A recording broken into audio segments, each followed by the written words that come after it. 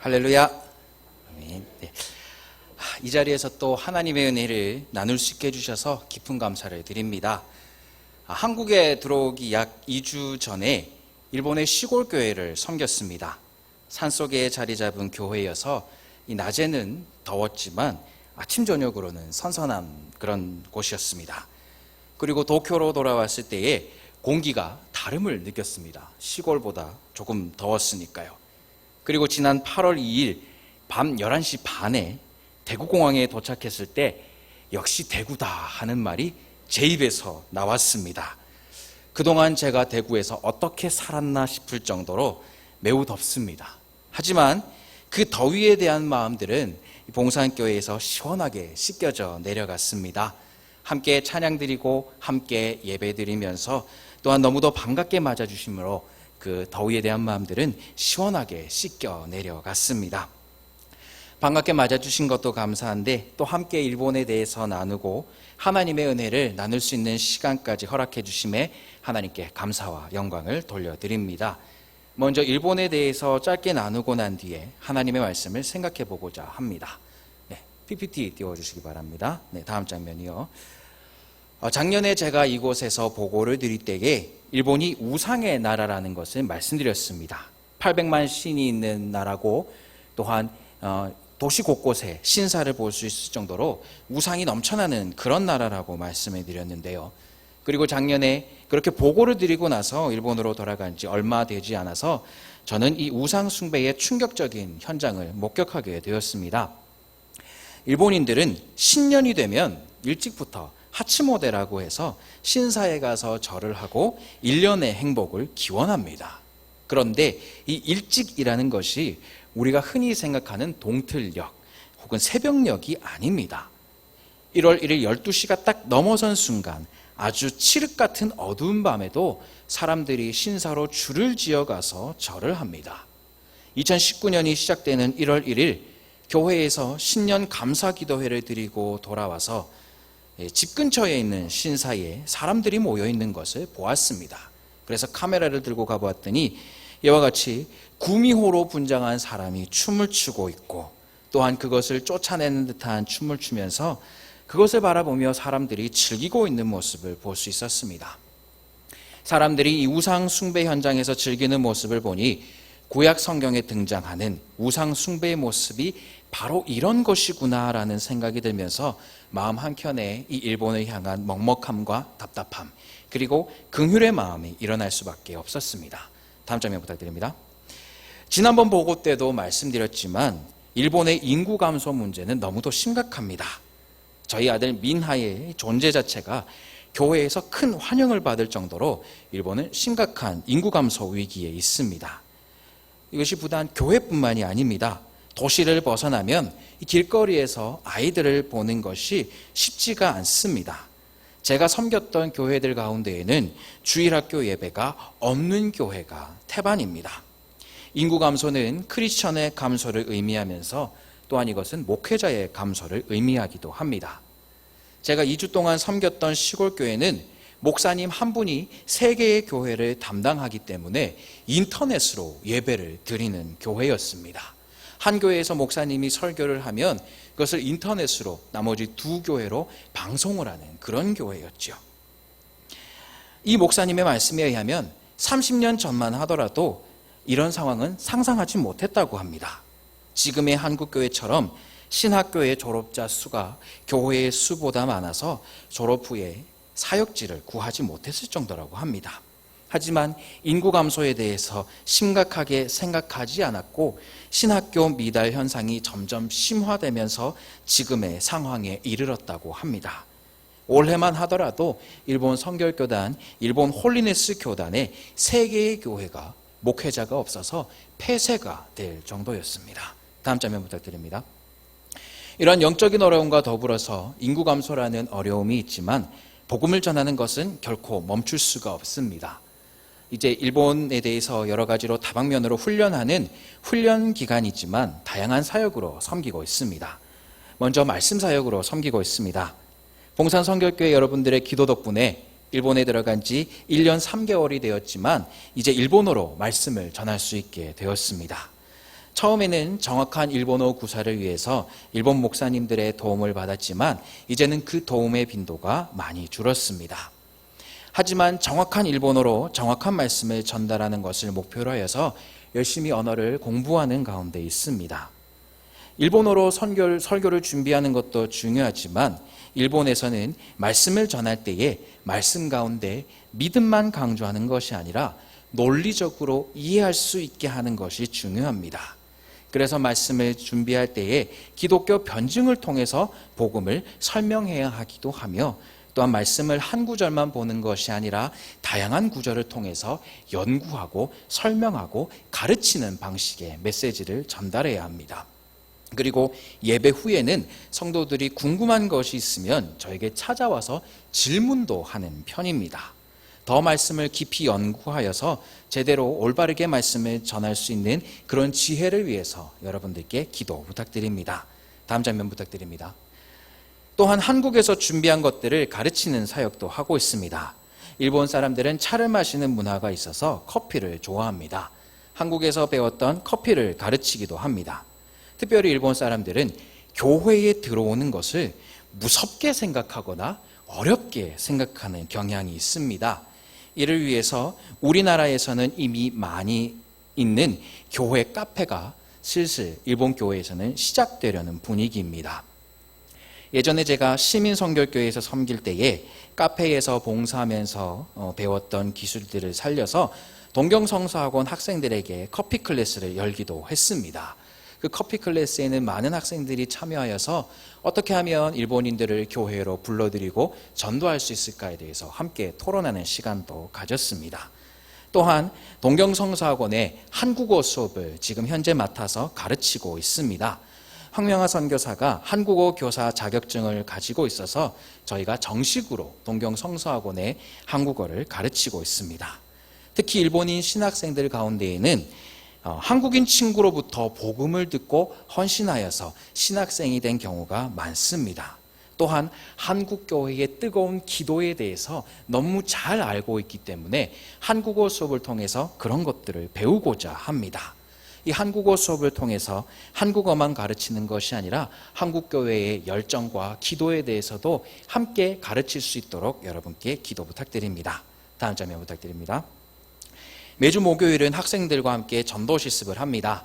저희가 일본에 도착한 첫날 저녁 식사를 하는데 마침 그 시간이 학생들이 전도한 것을 보고하는 시간이었습니다.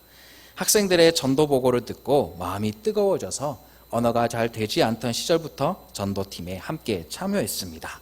함께 전도하는 가운데 스포츠 대회를 비롯한 여러 가지 행사를 열어서 주변의 아이들을 초청했습니다. 작년부터 시작된 이 프로그램은 처음에는 인원이 적었지만 점점 아이들이 관심을 갖고 찾아오게 됐습니다. 지난 6월에는 동경성서학원 학생들이 직접 감자를 재배해서 그것으로 감자칩을 만들어서 전도했습니다. 이에 아이들이 반응해서 사진에 보시는 것처럼 자전거가 쭉 늘어서 있는 모습을 볼 수 있게 되었습니다. 일본에서 전도를 하면서 이런 반응을 경험하는 것은 쉬운 일이 아닙니다. 함께 전도하던 학생들 가운데에는 그동안 전도를 하면서 사람들이 거부하고 거절하고 이렇게 손짓하면서 멀리하는 이런 것 때문에 마음 가운데 상처를 입고 더 이상은 전도를 하지 말아야겠다라고 생각했던 학생들도 있었는데요. 그 학생들이 이런 전도 실습을 통해서 그 거절에 대한 마음들을 회복하고 다시 한번 하나님 앞에 헌신하고 전도 현장에 먼저 나아가게 되는 그런 놀라운 역사도 발견하게 되었습니다. 한 영혼이 귀한 이 일본 땅에서 더 많은 영혼들에게 전도할 수 있도록, 더 많은 영혼에게 복음을 전할 수 있도록 여러분들의 많은 기도를 부탁드립니다. 다음 장면 부탁드립니다. 아직 선교를 준비하는 과정 가운데 있지만 이 많은 것을 함께하면서 섬기고 있습니다. 교회 바자회에서도 섬기고 있고 성가대에서 또 반주로 섬기기도 했습니다. 한국의 성가대와는 달리 매주 연습하고 찬양을 드리는 것이 아니라 매주 연습을 하지만 한 달에 한 번 특별 찬양을 합니다. 그 성가대에 반주로 섬기고 있고요. 또한 시골교회에서 섬길 때에는 바로 교회 옆에 붙어있는 보육원, 우리나라의 어린이집과 같은 곳에 가서 아침 조회 시간에 짧은 메시지를 전하며 섬기기도 했습니다. 작은 아이들에게 하나님의 말씀을 심어주는 그런 도움도 함께 했습니다. 다음 장면 부탁드리겠습니다. 지금 동경성사학원에서 학생들과 함께 동역하면서 섬기고 있습니다. 신학교를 졸업을 했지만 다시 한번 초심으로 돌아가서 이들과 함께 많은 것을 함께 합니다. 이들과 함께 하다 보니 열정이 타오릅니다. 함께 기도하고 함께 예배드리고 함께 전도하면서 일본의 복음화를 위해서 동역하고 있습니다. 또한 다양한 선교 경험을 살려서 신학생들에게 선교란 무엇인지에 대해서 함께 나누고 저희가 경험한 이 단기 선교들을 통해 경험한 인도, 베트남과 같은 다양한 나라의 선교 현장에 대해서 소개하고 함께 세계 선교를 위해서 기도하고 있기도 합니다. 다음 장면이요. 저희가 지금 어떻게 준비하고 있는지를 말씀드렸습니다. 이제 일본을 위한 기도 제목 몇 가지만 나누고자 합니다. 다음 장면 부탁드립니다. 먼저 일본 사람들이 하나님께서 얼마나 우리들을 사랑하고 계신지를 깨닫도록 기도 부탁드립니다. 일본 사람들은 섬나라의 특성상 틀에 박힌 삶을 살아갑니다. 그런데 그 틀에 맞춰서 살아가는 것이 일본 사람이라 할지라도 쉽지가 않습니다. 그 틀에 박힌 삶을 살다 보니 자신의 삶의 의미를 모른 채 살아가는 사람들이 너무나 많습니다. 그리고 그것에 적응을 하지 못하는 사람들은 히키코모리, 즉 은둔형 외톨이라고 하여서 집에 틀어박혀서 나오지 않습니다. 사회와 단절된 채 살아가는 사람들이 너무나 많습니다. 일본의 중고등학생들 가운데 10%가 이 히키코모리입니다. 중고등학생들의 10%가 학교에 나오지 않고 집에 틀어박혀서 사회와는 단절된 채 살아가고 있습니다. 이들이 하나님의 사랑을 깨닫고 주님께로 돌아올 수 있도록 여러분들의 기도를 부탁드립니다. 다음 장면 부탁드립니다.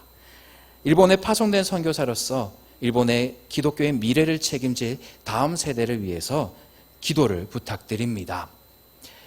문화화되어 버린 종교를 교육하는 일본 사회 속에서 급격한 인구 감소 속에서 일본의 다음 세대를 위해서 필요한 것이 무언가를 고민하고 준비하는 가운데 있습니다.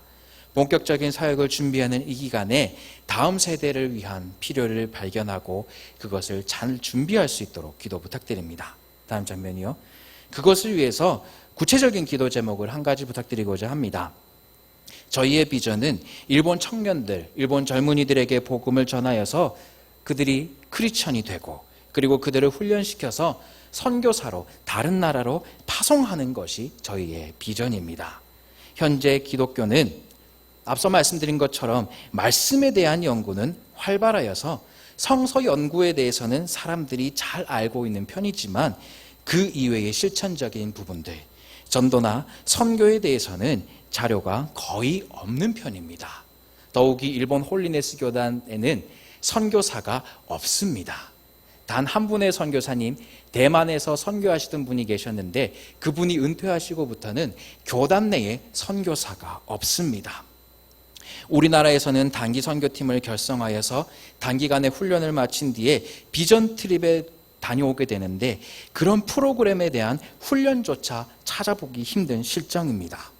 이런 가운데 저희가 다양한 선교의 경험을 살려서 선교 훈련의 경험을 살려서 이 일본 교회의 프로그램을 잘 전달할 수 있도록 그래서 이 일본 땅에도 선교사가 파송될 수 있도록 기도 부탁드립니다.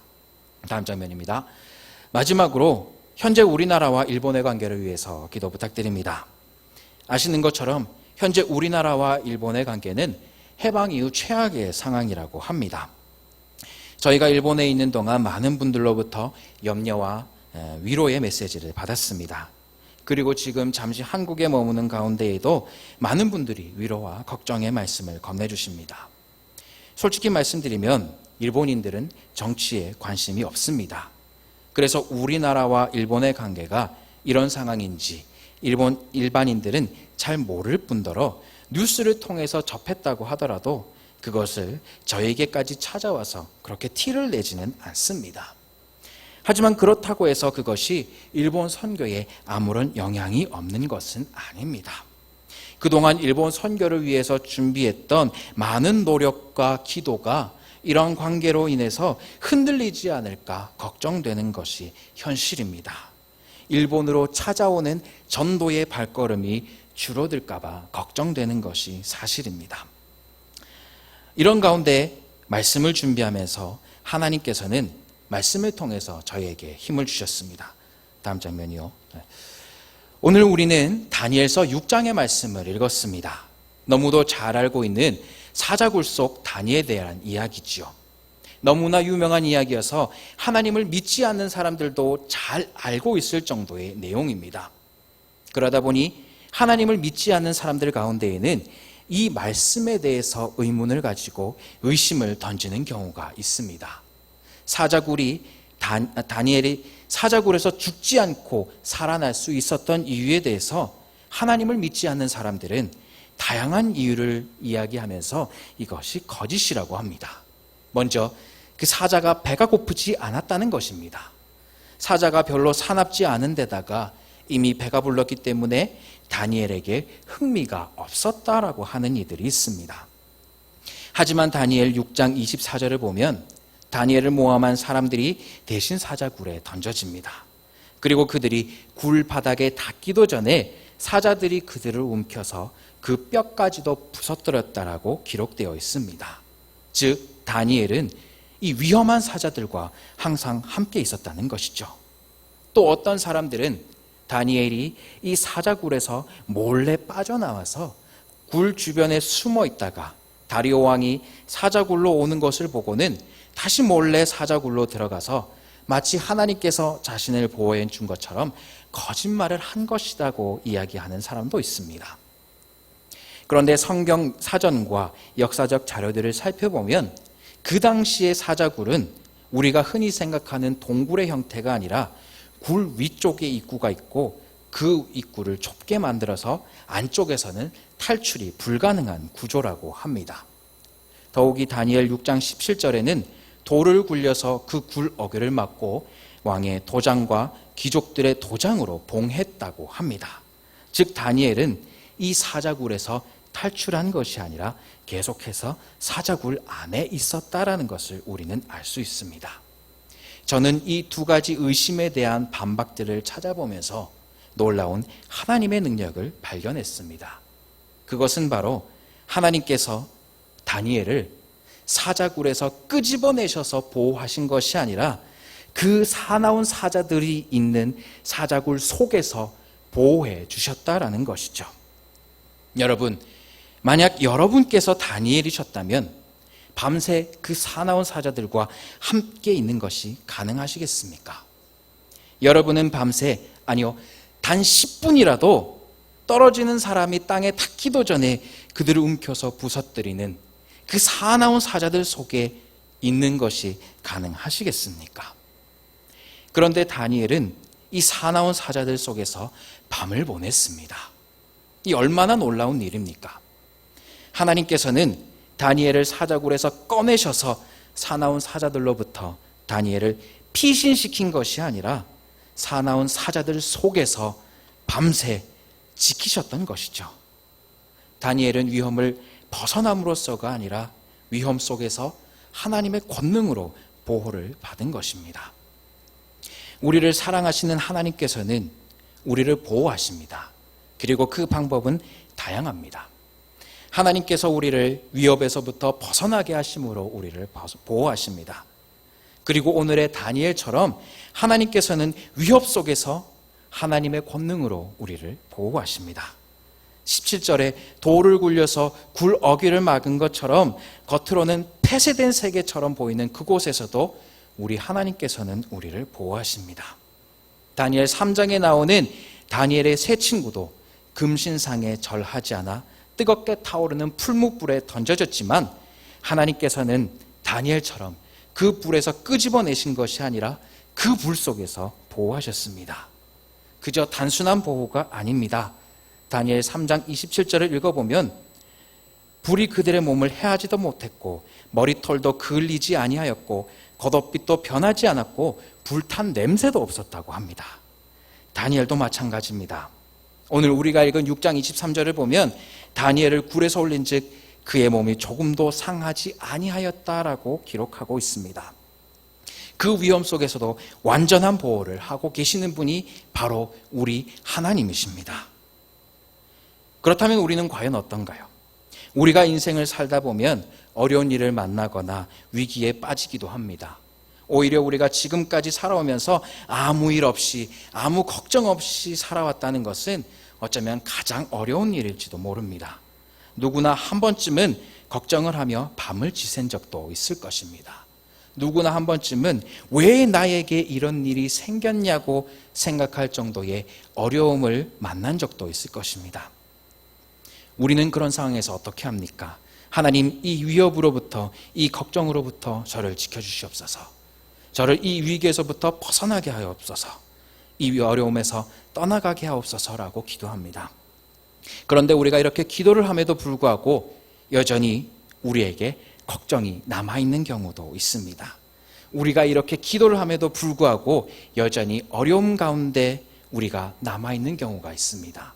상황이 바뀌지 않는 경우가 있습니다. 이런 경우 우리는 하나님을 향해 강한 믿음을 가지고 계속해서 기도를 이어갑니다. 하지만 때로는 우리의 연약함으로 인해서 하나님께서 내 기도를 들어주시지 않는다라고 생각하는 경우가 있습니다. 그래서 어쩌면 우리는 이런 기도는 소용없다라고 생각하고 자포자기 할런지도 모릅니다. 이 이야기가 우리들의 이야기일 수도 있습니다. 주님께 어려움을 맡기고 기도하지만 바뀌지 않는 상황을 보면서 하나님이 내 기도를 들어주시지 않는 것인가라고 생각하고 있을런지도 모릅니다. 하지만 우리 하나님은 결코 우리의 기도를 무시하시는 분이 아닙니다. 내가 하늘에 올라갈지라도 거기 계시며 스올에 내 자리를 펼칠지라도 거기 계십니다라고 시편 139편 8절에 기록되어 있습니다. 다니엘을 사자굴에서 보호하고 계시는 하나님은 우리가 어떤 어려움 가운데 있다 하더라도 우리와 함께 하시며 우리를 보호하시는 분입니다. 지금 두 나라 관계 속에서 선교하는 가운데 하나님께 기도하며 하나님께서 이 문제를 해결해 주시기를 기도하고 있습니다. 그런데 아무리 뉴스를 봐도 이 관계가 언제 해결될지 기미가 보이지 않습니다. 그런데 앞으로 선교가 어떻게 진행될까? 우리가 복음을 전하는 일을 잘 감당할 수 있을까 하는 불안함이 있는 것이 사실입니다.